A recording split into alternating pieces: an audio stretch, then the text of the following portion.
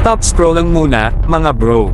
Isipin nyo ito, isang supersonic missile na kayang pumutol ng akses sa dagat ay paparating na, at ito ang huling piraso ng isang deterrence puzzle na matagal nang binubuo ng Pilipinas.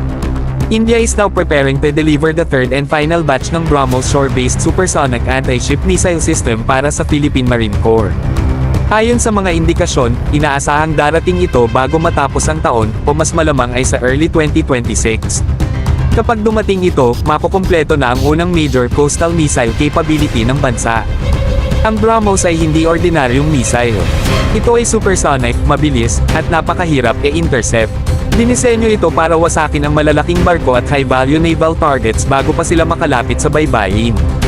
Para sa isang bansang arkipelago tulad ng Pilipinas, ang ganitong kakayahan ay critical, lalo na sa mga choke points at strategic sea lanes. Ang unang dalawang batches ay nagsilbing foundation.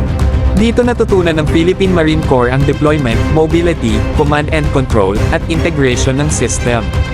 Sa pagdating ng ikatlo at huling batch, mas lalawak ang coverage, mas dadami ang launchers, at mas magiging credible ang deterrence posture ng bansa.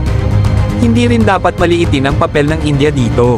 Ang delivery na ito ay simbolo ng lumalalim na defense partnership sa pagitan ng New Delhi at Manila. Mula training hanggang logistic support, malinaw na pangmatagalang relasyon ang binubuo, hindi lang one-time sale. Para sa Philippine Marine Corps, ang BrahMos ay game changer.